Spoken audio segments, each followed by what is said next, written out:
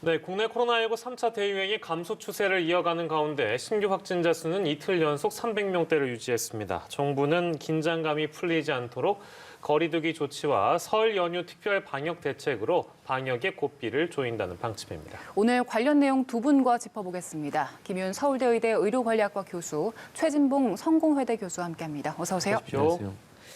예, 화요일입니다. 어제는 월요일이라서 휴일 검사 건수의 영향으로 3만 8천 건의 결과를 토대로 나온 것이고요. 네. 오늘 발표된 거 보니까 7만 2천 건이네요. 네.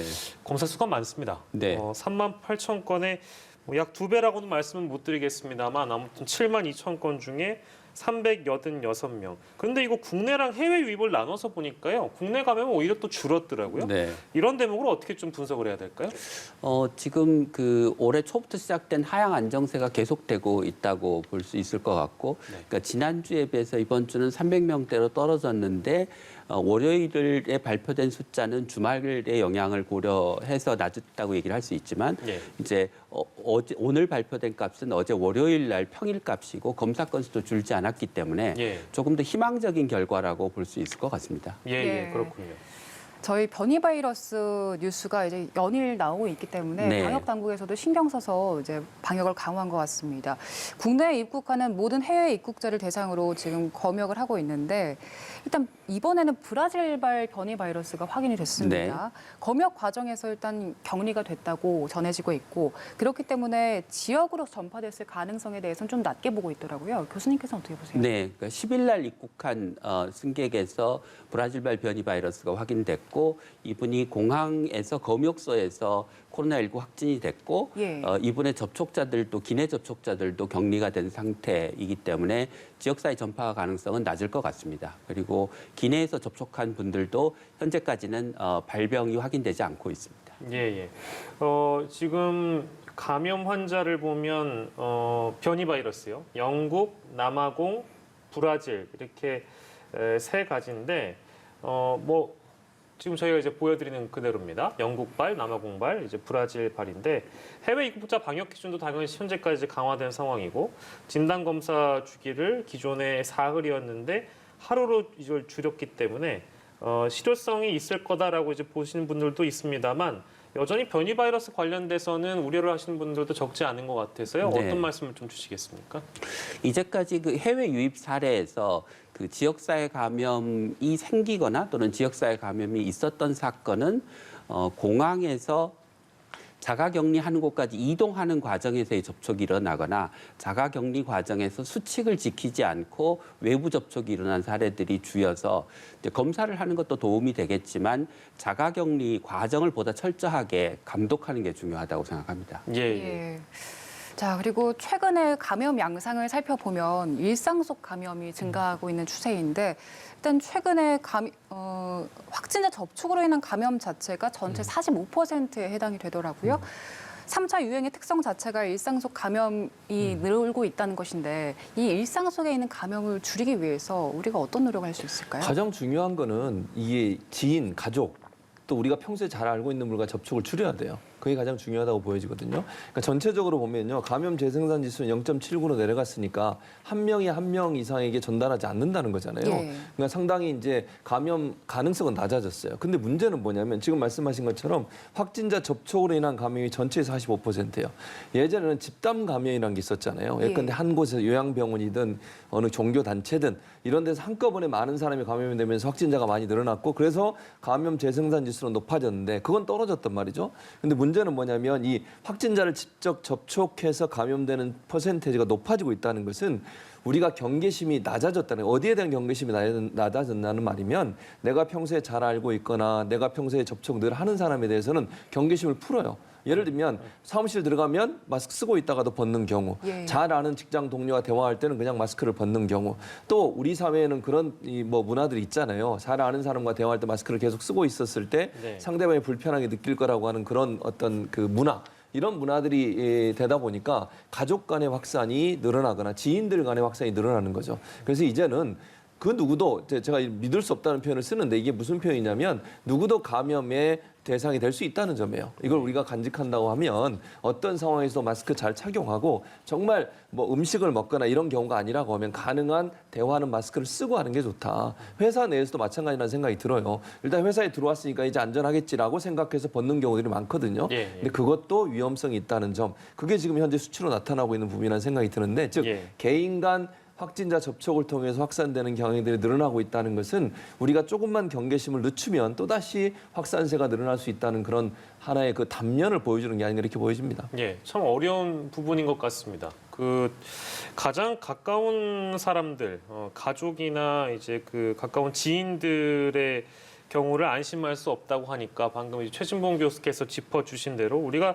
보통 모임이나 회의 같은 거는 좀 자제하거나 비대면으로 그동안 해왔고 그걸 권고해왔잖아요. 이제 그런 부분에서는 어쨌든 감염을 조금 사전에 차단할 수 있었다면 지금의 상황은 역시 마스크 이외에는 달리 방법이 없는 겁니까? 교수님은 어떻습니까? 그런데 이걸 이제 그 퍼센트 분율과 실제 숫자를 좀 구분해서 봐야 되는데요. 예, 예. 그러니까 예를 들어서 그 1000명대 확진자가 발생할 때 접촉으로 인한 감염이 한 38%였습니다. 그러면 380명이 접촉에 의한 감염인 거죠.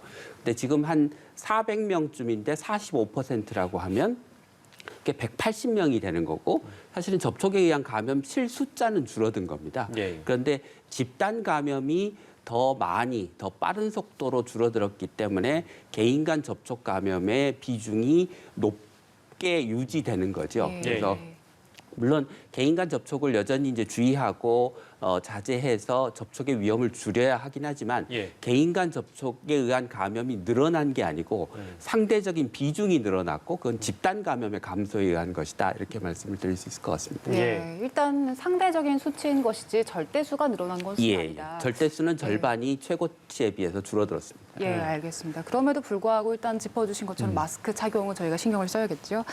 자, 그리고 집단 감염이 좀 줄고 있다고 말씀을 해주셨는데 집단 감염 사례 중에서 저희가 몇 가지 우려했던 곳들이 있잖아요. 그중에서 BTJ 열방센터를 들 네. 수가 있는데 어제 최바울 대표가 사과 발언을 했습니다. 일단 송구하게 생각한다면서 방문자 중에서 아직 받지 않은 분들은 꼭 진단 검사를 받아달라 이렇게 밝히기도 했습니다. 자, 이번 그 사과 발언에 대해서 저희가 좀 진실성 있게 볼 수 있을까요? 뭐 그 부분도 사실은 좀 의문은 들긴 해요. 개인적으로 저는 그렇게 생각합니다. 그래서 방문자로 인해서 감염자 많이 발생한 게 사과한다. 그러면 초창기 처음부터 그걸 왜 못했을까요? 하는 생각이 들어요. 예를 들어볼까요?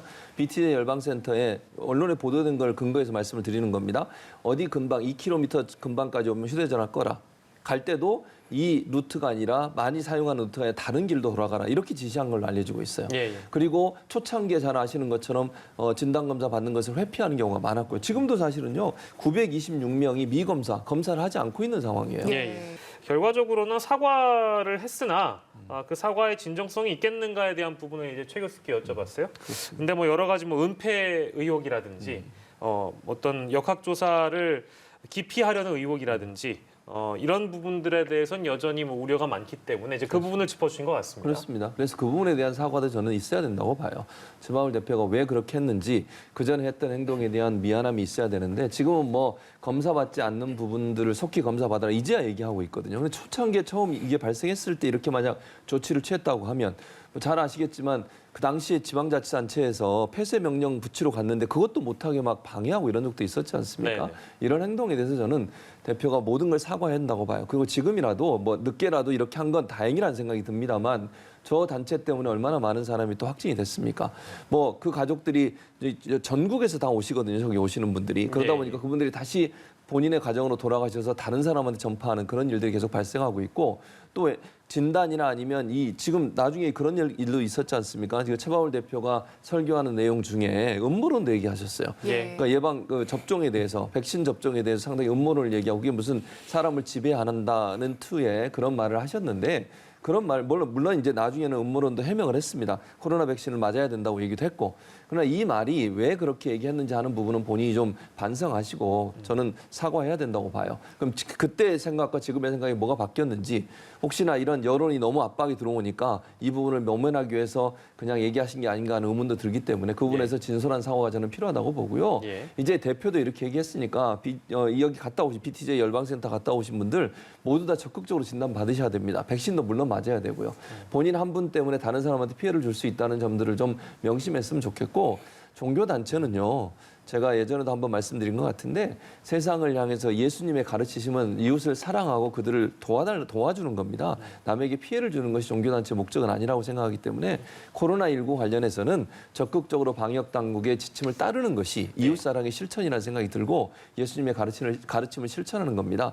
그런 차원에서 본다고 하면 음모론을 얘기하거나 방역당국의 방역대책에 대해서 거부하면서 자체적으로 또 모임을 하는 이런 행동들은 삼가하는 게 좋겠다 이런 생각이 듭니다. 근데 하나 더 여쭙자면 신천지 때와 비교를 하는 분들이 여전히 많은데 뭐 신천지가 그때 당시로 돌아가 보면 모든 걸 다 잘했다고 얘기를 하는 것이 아니라 이제 사태 이후에 이만희 총회장이 사과하고 중앙에서 이제 내려온 어떤 뭐 지도력 내지는 주문을 통해서 많은 그 신도들이 자체적으로 검사도 받고 이랬단 말이에요. 근데 이 BTJ 열방센터 관련해서 내밀하게 취재를 하거나 분석하신 분들에 따르자면 신천지 때만큼 이게 자동적으로 협조가 되겠는가에 대한 그 의문이 좀 많이 남아 있는 것 같아요. 왜냐하면 사실 이제 이 BTJ나 또는 이제 인터컵이라고 하는 단체거든요. 이 선교 단체라고 하는 것은 중앙 집권적인 조직력을 갖고 있질 않아요. 무슨 말씀을 드리냐면 신천지라고 하는 조직은 아예 모든 조직이 세포처럼 연결돼 있기 때문에 중앙에서 지시를 하면 모든 지시가 저 아래까지 다 내려가거든요. 그런데 이제 여기는 자발적으로 오신 분들이에요. 그러니까 각 교회에 소속된 분들이 소위 이제 훈련을 받겠다고 이 BTJ 열방센터에 오신 분들이기 때문에 결집력 차원에서 본다고 하면 이 대표가 얘기를 하더라도 일정 부분 본인이 가지고 있는 생각 때문에 그걸 실행에 옮기지 않을 가능성은 충분히 있죠. 그러니까 신천지하고는 다르다는 말씀을 드리는 거예요. 다시 종합해서 말씀을 드리면 BTJ 열방센터는 선교 단체가 운영하는 곳이고 그 선교 단체에 운영하는 곳에 각 교회에 있는 분들이 자발적으로 훈련받기 위해서 참여했다 돌아가셨기 때문에 그분들이 전체 대표가 얘기했다고 해서 그 모든 것을 수용할 거냐 하는 문제는 신천지 때와는 좀 더 다르게 접근할 필요가 있다. 즉 개인 생각이 뭐 최바울 대표가 얘기하는 생각과 다르다고 하면 이런 협조 요청에 따르지 않을 가능성을 우리는 충분히 예측해 볼 수 있습니다. 네, 알겠습니다.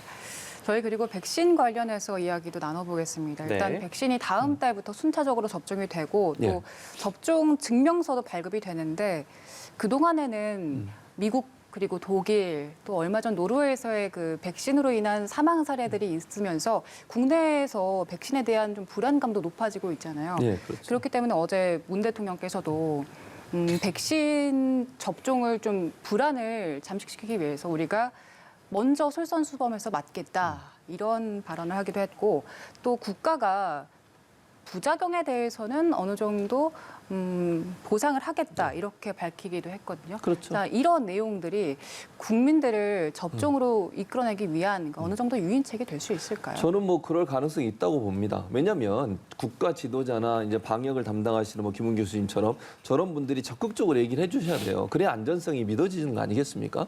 대통령도 필요하면 본인이 먼저 맞겠다고 그랬어요. 미국 대통령도 마찬가지잖아요. 바이든 대통령 당선이 이제 곧 취임하겠죠. 그분도 맞았습니다. 부통령도 맞았죠. 지도자들도 맞았어요. 그럼 백신의 안전성에 대해서 홍보하는 데 중요한 역할을 한다고 봐요. 의료진들 제가 볼 때 백신 들어오면 대부분 맞으실 겁니다. 저는 그렇게 생각해요.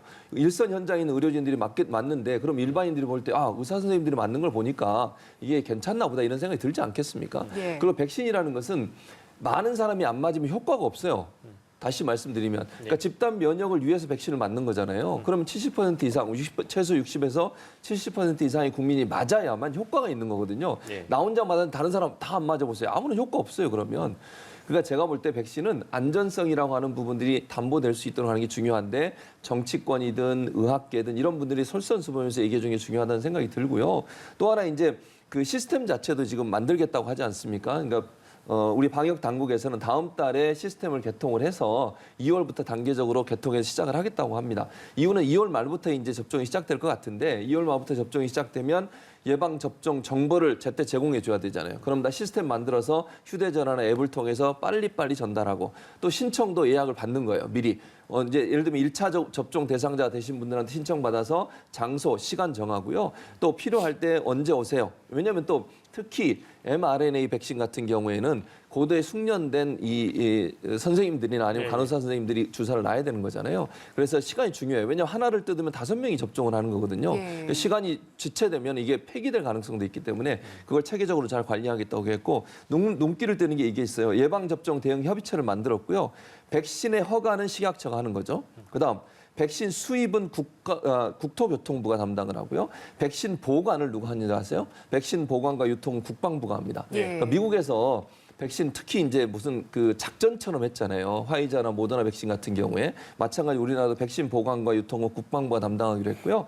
행정안전부는 접종 준비와 시행을 도와주는 역할을 하기로 했다. 예. 이렇게 좀 돼 있기 때문에 부작용에 대해서 국민 여러분들이 우리 의료진들의 발표를 좀 믿으시고 정부의 발표를 믿으셔서 예. 가능한 한 많이 맞아주는 것이 그 집단 면역 형성에 도움이 된다 이렇게 말씀드릴 수 있습니다. 예, 이제 어제 그 잠깐 기자회견을 통해서 대통령도 언급을 한 부분이 있습니다만, 그러니까 백신 접종에 차질이 없다는 어떤 전제하에 대통령을 비롯한 공무원들이 굳이 접종의 우선순위가 될 필요는 없다고 생각을 한다면서도 백신에 대한 불안감이 높아져서 접종 기피 현상이 나타나면 솔선수범을 해야 되는 상황이 되면 이제 대통령께서도 먼저 맞는 것을 피하지 않겠다는 언급을 했는데요. 일단 그런 상황이 오면 안 되겠죠. 기피 현상 자체가 오지 않기를 바라는데 그럼에도 불구하고 이제 앞서서 뭐 어떤 유인책이나 이런 것들에 대한 질문이 나왔습니다. 김윤 교수께서는 어떻게 좀 평가를 하시는지요? 그 뭐 유인책이라고 하는 게 뭐 재정적인 유인책, 비재정적 유인책으로 크게 나눌 수 있을 텐데 예. 일반적으로 백신과 같은 이렇게 접종률을 올리기 위해서 재정적인 유인책을 쓰는 것은 전문가들이 바람직하지 않다고 이야기를 하고 있습니다. 그런데 이제 뭐 예를 들어서 비재정적인 유인책을 직장에서 예를 들면 백신 접종 후에 내가 좀 몸이 힘들고 뭐 열도 나고 이런다. 그래서 하루 좀 쉬었으면 좋겠다라고 하면 쉴 수 있게 만들어주는 것. 뭐 이런 그 사회적 분위기, 직장을 중심으로 한 백신 접종에 대한 권고 이런 네. 것들은 좀 있을 필요가 있다고 생각합니다. 예, 뭐 아무래도 이제 독감 백신 때와 많은 비교를 하면서 이게 기피 현상이 커지거나 이렇게 되면 뭐 실제 백신이 남아 돌거나 네. 폐기를 해야 된다거나 네. 이런 좋지 않은 상황까지도 우리가 나아갈 수 있다고 봐야 되는 거겠죠. 네, 그러니까 독감 백신의 경험을 생각해 보면 제일 큰 문제가 하나는 이제 배송 과정에서 냉장 그 기준이 지켜지지 않은 것. 두 번째는 부작용으로 오인되는 기저질환에 의한 사망 그 두 가지였던 것 같습니다. 그래서 예. 그 두 가지 문제가 다시 재발되지 않도록 하는 게 굉장히 중요할 것 같고요. 예. 그다음에 이제 의료기관에서 접종하는 과정에서도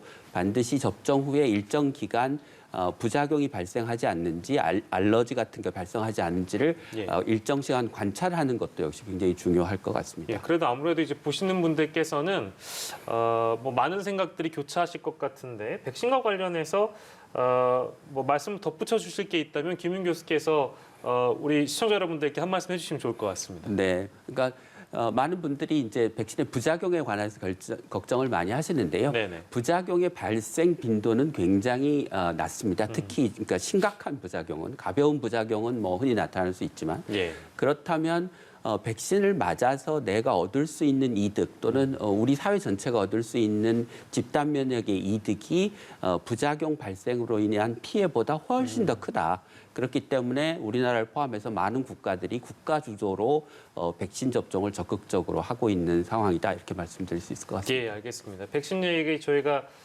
전해드렸고요. 지금 말씀 나누는 도중에 뉴스 속보가 들어와서 이 내용 잠시 소개해드리고 관련 말씀 이어가도록 하겠습니다. 검찰 세월호 특별수사단이 수사를 마무리하고 오늘 결과를 발표했는데요. 그 브리핑을 통해서 나올 내용들이 지금 전해지고 있습니다.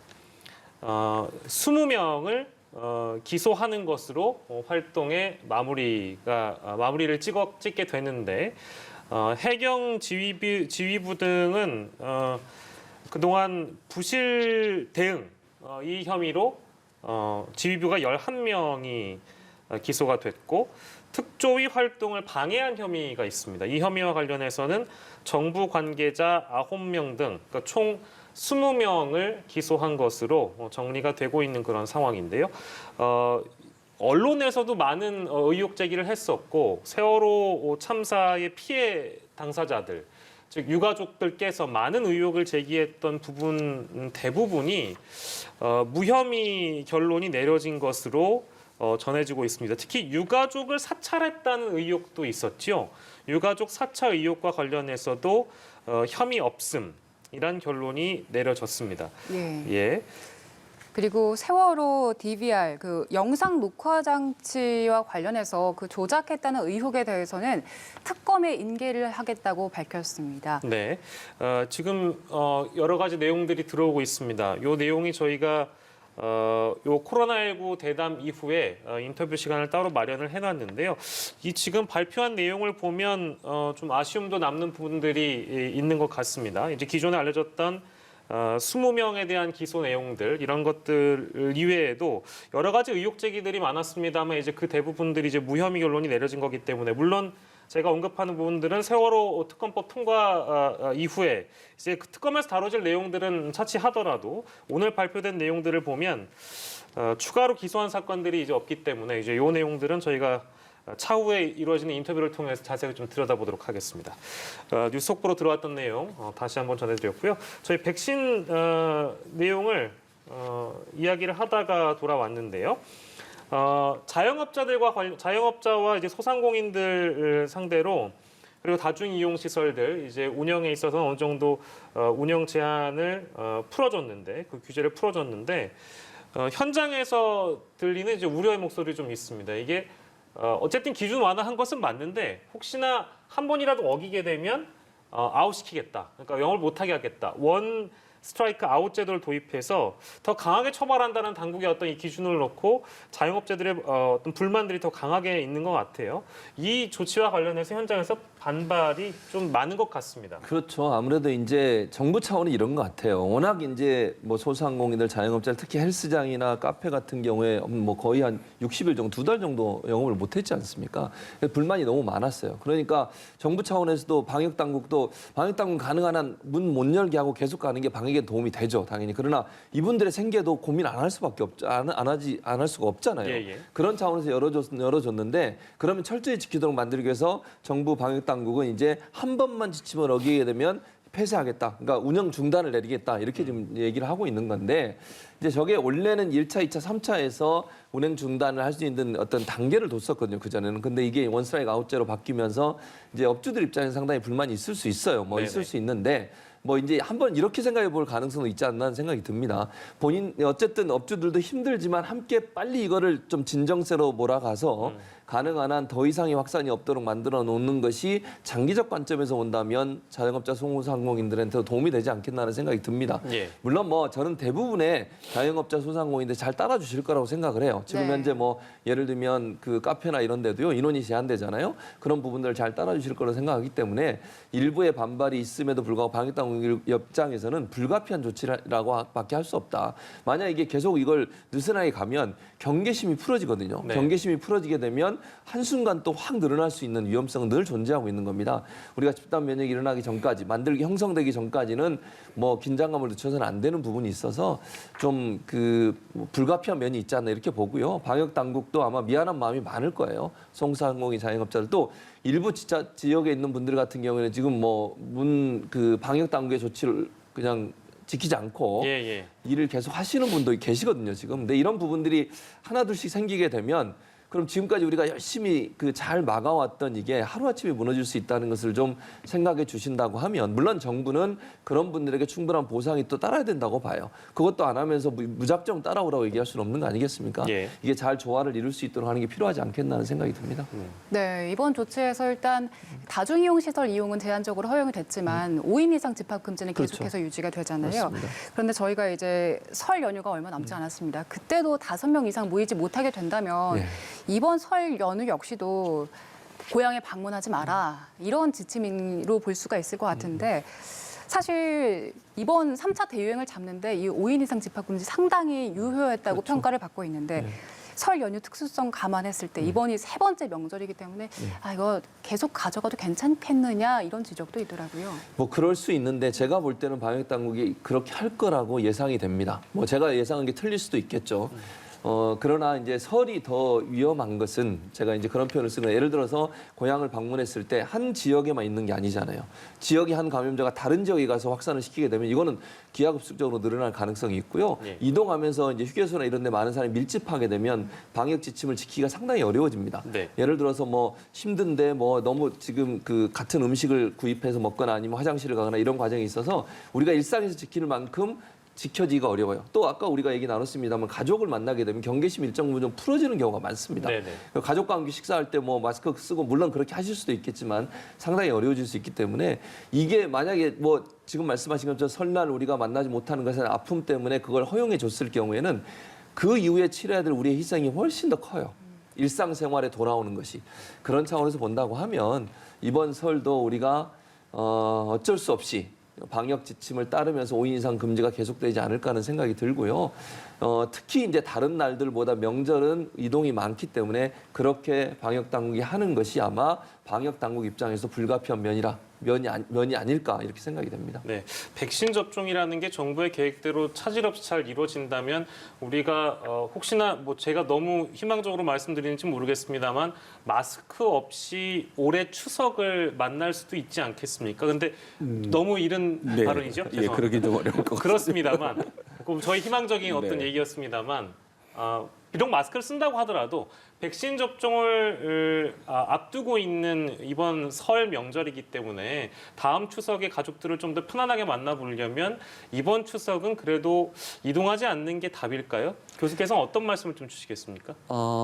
아무래도 이번 설까지는 고향을 가는 거를 가능한 한 자제해 주시는 게 맞을 것 같습니다. 예, 그러면 우리가 조금 더 뭐랄까 즐거운 추석 명절 또는 내년의 설을 더 맞이할 수 있게 되지 않을까 싶습니다. 네, 말씀 제가 나온 김에 너무 희망적으로 말씀드렸으니까 그러면 이제 접종을 다 백신 접종하고 집단 면역이 계획대로 이제 형성이 된다고 하면 우리가 마스크를 벗는 시기는 네. 이것도 어디까지 뭐 이제 그 기대 섞인 그런 전망입니다만 마스크를 벗는다는 것은 뭐 내년이나 그 이후에 또 우리가 예상해 볼 수 있는 건가요? 어떻습니까?